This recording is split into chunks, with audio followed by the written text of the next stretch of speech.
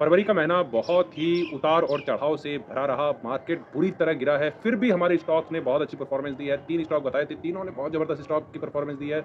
बाकी जो स्टॉक थे उन्होंने भी अच्छी परफॉर्मेंस दी है, उनको तो मैं डिस्कस नहीं करने वाला हूँ, बस 3 स्टॉक के बारे में और बता दूँगा। अब आने वाले महीने में मतलब ये मार्च का महीना स्टार्ट हो चुका है, टाइम नहीं मिल रहा था इसलिए बनाने में लेट हो गया।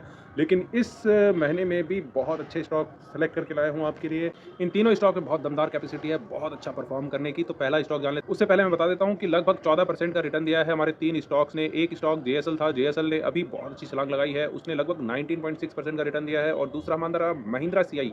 महिंद्रा सीआई अगर याद हो तो मैंने पिछले से पिछले महीने भी सजेस्ट किया था, वहाँ पे भी लगभग 19% का रिटर्न दिया है। और इस मंथ में भी, लास्ट मंथ में भी 17% का रिटर्न दिया है। और एक और स्टॉक बताया था ऊषा मार्टिन, उसने लगभग 5% का ही रिटर्न दिया है। हालांकि वो नीचे ही काम करता रहा, मार्केट की गिरावट में वो भी शामिल रहा। और जो हमारा पहला स्टॉक है वो एक एब्रेसिव फील्ड से बिलोंग करता है। वो बेसिकली सिरामिक्स बनाता है, एब्रेसिव मटेरियल बनाता है। और इंडिया के अंदर वो एब्रेसिव मटेरियल जो बनाता है ना, उसकी 30%। अब एब्रेसिव मटेरियल क्या होता है, ये भी एक बहुत बड़ा क्वेश्चन हो सकता है आप लोगों का। ग्राइंडिंग आप लोगों ने देखी होगी और पॉलिशिंग के लिए इसका इस्तेमाल किया जाता है, इस एब्रेसिव मटेरियल का। और सिरामिक्स तो आप लोग टॉयलेट में जाते हैं तो वो जो बना हुआ रहता है ना, वो सिरामिक्स का ही बना रहता है। ये जो कंपनी है वो लगभग इंडिया के अंदर में 55% अपना माल सप्लाई करती है, बाकी 45% एक्सपोर्ट करती है। एक्सपोर्ट भी कौन सी कंट्रीज़ में करती है, बहुत बड़ी-बड़ी कंट्रीज़ में करती है। और एक और चीज़ बता देता हूँ, इसका प्लांट ना सिर्फ इंडिया में बल्कि फॉरेन में भी लोकेटेड है। इवन रसिया, चाइना, ऐसे लोकेशन में भी इसका प्लांट लोकेटेड है। रसिया के अंदर में ये गैस प्यूरीफाइंग का काम कर रही है। हाँ, इसकी एक और चीज़ खराबी भी बता देता हूँ कि नेट प्रॉफिट मार्जिन है ना, वो ज़्यादा नहीं है, अच्छी नहीं है। 9 से 10% के आसपास इसने नेट प्रॉफिट मार्जिन मेंटेन की हुई है। बहुत ही ज़्यादा ज़बरदस्त है ऐसा कुछ नहीं है, बराबर से चल रहा है मामला, ज़्यादा खुश होने की भी ज़रूरत नहीं है। सेल्स में हालांकि अच्छी ग्रोथ है, सेल्स में ये अच्छा परफॉर्म कर रही है। और अगर इसके रेवेन्यू ब्रेकअप की बात की जाए तो 24% सिरामिक्स में कंट्रीब्यूट करती है, 38% ये एब्रेसिव मटेरियल में कंट्रीब्यूट करती है, इलेक्ट्रो मिनरल्स में लगभग 25% और 13% अपना रिफ्रैक्टरीज में ये कंट्रीब्यूट करती है। इसके 10 मैन्युफैक्चरिंग प्लांट है और इसकी 11 सब्सिडरी कंपनी है, 11 सब्सिडरी कंपनी है। इंडिया, रसिया, थाईलैंड सब जगह इसके प्लांट लोकेटेड है। 8 फॉरेन में इसके प्लांट 8 सब्सिडरी इसकी फॉरेन में है और 3 सब्सिडरी इंडिया के अंदर में है। ये अपने फील्ड में एक तरह का राजा है, राजा। इस शेयर का भाव लगभग 997 रुपीज़ चल रहा है, लगभग 1000 रुपीज़ के आसपास घूम रहा है। अगर आप इसको खरीदते हैं तो 900 का स्टॉप लॉस रहेगा और इसके जो टारगेट बन के आते हैं वो 1070 रुपये इसका पहला टारगेट है, 1170 इसका दूसरा टारगेट रहेगा, 1270 इसका तीसरा टारगेट। जान लेते हैं हमारे दूसरे शेयर के बारे में। दूसरा शेयर हमारा है एक स्मॉल फाइनेंस बैंक है, जिसकी ब्रांचेज इंडिया के अंदर में ज़्यादा नहीं है।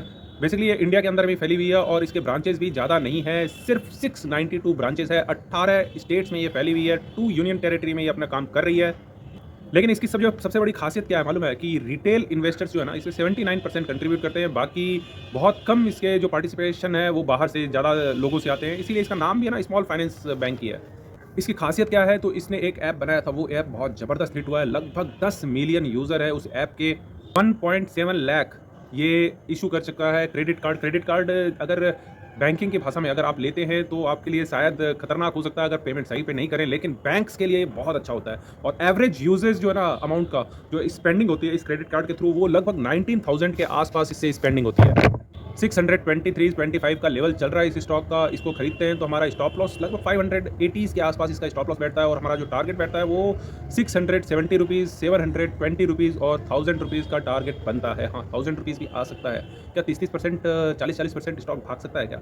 आप जाके मेरे पहले की वीडियो देखेंगे तो पता चल जाएगा कि ऐसे भी स्टॉक होते हैं जो बहुत ज़बरदस्त रिटर्न देते हैं। हमारा तीसरा स्टॉक हमारा पिछले महीने का ही है, जेएसएल, जिसका भाव अभी लगभग 299 रुपीज़ चल रहा है। इसमें भी अभी बहुत कैपेसिटी है, बहुत ज़्यादा उम्मीद है इससे ये और अच्छा परफॉर्म कर सकता है। अभी ये कंटिन्यू कर सकता है अपने रन को। 300 रुपये का स्टॉक चल रहा है लगभग, और इसका स्टॉप लॉस क्या रहेगा, 270 रुपीज़ का इसका स्टॉप लॉस रहेगा। और इसके टारगेट लगभग 320 रुपये, 340 रुपये और 400 रुपये का इसका टारगेट मान सकते हैं। हमारा पहला स्टॉक का नाम है कार्बोरंडम यूनिवर्सल।